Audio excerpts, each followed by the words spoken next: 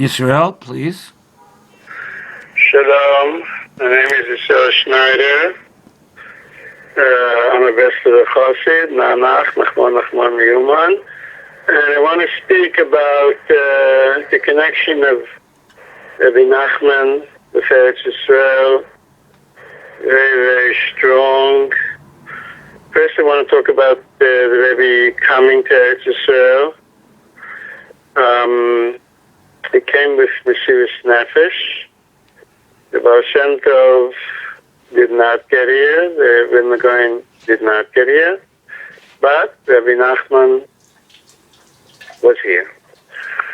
And again, it says in the history books that because Napoleon came to the Middle East, he was in Egypt, he was in Eretz Yisrael, the whole Union of Eretz Yisrael changed. Napoleon came with scientists, they found the Rosetta Stone, they were able to decipher the Egyptian hieroglyphics. This is a well-known fact that Eretz Yisrael all of a sudden was back on the map, and the whole story changed. And okay, that's what these people say, but we best of the Hasidim believe it was not Napoleon, who was maybe not such a bad guy, but he was a guy. It was Rebbe Nachman. Rebbe Nachman was here at the same time that Napoleon was here. Some say, according to Chabad, they actually met. It was Rebbe Nachman, the great neshama. He wanted to come here to open up the gate. Please open the gate. Please open the gate. He opened the gates. And Baruch Hashem, today the million Jews of Eretz Yisrael, Rebbe Nachman had a hand in it. And he said to his followers, Dor vi Yashivena. In other words, Reb Nosson, his Talmud was here, and the best of us came because the Rebbe had come. And he said specifically the fourth generation was supposed to come. Rabbi Avraham, the son of Reb Nachman Tolchina, was the fourth generation of Beinu HaKadosh, Reb Nosson, Reb Nachman Tolchina. Avraham Nachman was the fourth generation. Said, well, we have to come back. The Rebbe said. Avraham Nachman was ready to be Moshe Nefesh on every single sikha that was remembered that the Rebbe had spoken. So he came. He had to divorce his wife. It wasn't easy for him to be Uman. Every year he went back from 20 years, from Tafresh Dalet to Tafresh Ayin Dalet. He went back every year. And World War I broke out, and he was stuck over there. He couldn't come back. He lived another 4 years until Tafresh Ayin Tes he passed away. Rabbi Yitzhak Bender became his Talmud, and was very set to go over the Masoret of Breslov. In any case, Breslov is very important it's very important for Breslov Hasidim. The Nachman is the Rebbe of Eretz Yisrael, and every true Breslov Hasid that he picks himself up in the Gaulish and comes here. No question. Okay, that's the first thing. Rebbe Nachman's life, his connection to Eretz Yisrael, tremendous. Besides that, he wrote a sefer called Lekuti, which is a very influential sefer, since it's very deep, and many big brains learn it, although they might not be ready to admit that they're learning it, but they learn it. And the Sefer Lekuti is full about Eretz Yisrael, so it also had an influence. Now, Rebbe Nachman, even though he had a very small Hasidus of just 300, 400 Hasidim, but he definitely, on a mystical level, we believe he opened the gates of Eretz Yisrael, and also on a practical level, the fact that he told his Hasidim to come, and Rabbi Avraham Nachman told all his Talmidim to come. He influenced various tzaddikim to come to Eretz Yisrael, and that's the story. The Sefer Lekuti has had a certain influence. It's hard to gauge it exactly, since like a hidden book on a certain level. But there's a big push Nachman gave a tremendous push to the whole thing of leaving the Golis, which, as we know, historically has not been such an easy thing.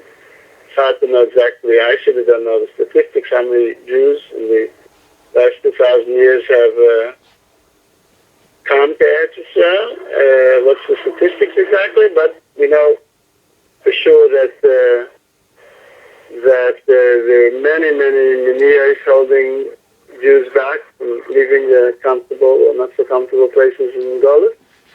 And we believe Rabbi Nachman tremendous force in bringing Jews back to Eretz Yisrael. Okay, I want to talk now about Siman Hay in Lekuti moharan, which is one of the one of the important tourists in that sefer, which has to do with Eretz Yisrael, the Holocaust. The story is that the Rebbe says in Siman Hay in Sefer Lekuti moharan, Kama, that there are certain gezeiros that cannot be dissolved by tefillah. It's after the Gzar Din. And on the simple level, he's talking about the gezeira of taking the Jewish children into the army. That was talked about at that time, and he said he pushed it off for 25 years, and from Tafkuf Samach Gimel to Tafkuf Pei Zayin, the Rebbe said this mime in Tafkuf Samach Gimel from 1803 to 1827, 28. Okay, so he pushed off that gezeira, but the gezeira of taking the Jewish children into the army, it seems has something to do with the Holocaust. Like we know, the spoly zeidi said, well, let the Jews, let them go into the army, let them learn how to shoot, so they'll be able to shoot back when they'll have to shoot back. And there is a connection, a mystical connection, or maybe a historical connection between the gezeira of taking the Jewish children into the army and the Holocaust. We believe that he foresaw the Holocaust, and he's actually talking about the Holocaust. He brings in that Torah a story of Rabbi Babachana in the Gemara in Baba Basra, that is this Gilzin of the Yama, this gigantic fish that has two fins, shitza. Shitza is the Aramaic word. The Rashbam says snapir. It's the same gematria, almost. Snapir is 400, shitza is 401. And the shitza, it's the fin that moves the fish forward. And the Marshal says over there that the fish is the gula, right? And the shitza is the tzoros, the kilion, Lashon kilion. Shitza means, Rabbi Nachman means the pasuk, V'chaleh asam karoga, v'ashetze yosain, v'ashetze is the same letter as the shitza. So that the idea is it's that the tzoros, the pogroms and everything, that's the fin that moves the fish of the geula forward. In other words, that the fish of the geula is tzionis, and it has two fins, which are the tzoros, and it's World War I and World War II. Now, World War I and World War II are the two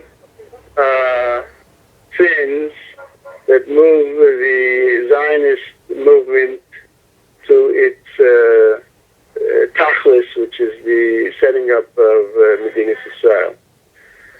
So the thing is that this pasuk that Rebbe brings, V'chala oisam karoga, that the Targum says, and this is the shitza, destruction. The Zohar says that Chaydes is shitza kola. It brings out in Siman Pes, a complete destruction. It's the Holocaust. And it says by Korach, and the idea is that the Rizal says that Korach will come a time that Korach will be right. So this is the Tzadik Atama Yifrach. Tzadik Atama Yifrach is over Korach. So the idea is that words, he's rebelling against Moshe. The Zionists are rebelling against the rabbis, but this time they're right. Right? In other words, the gematria of Korach Tov is 325, I believe, which is gematria Herzl. Herzl is the Korach Tov. Okay, and we have the Shitza, which is 411.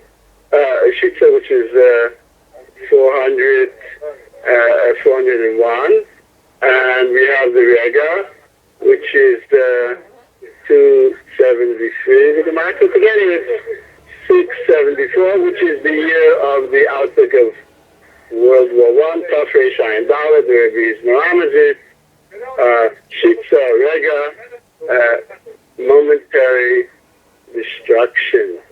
And it says Karega, so we had another 20 years, and we come to Tafresh Tzadik Dalet, which is Hitler's rise to power.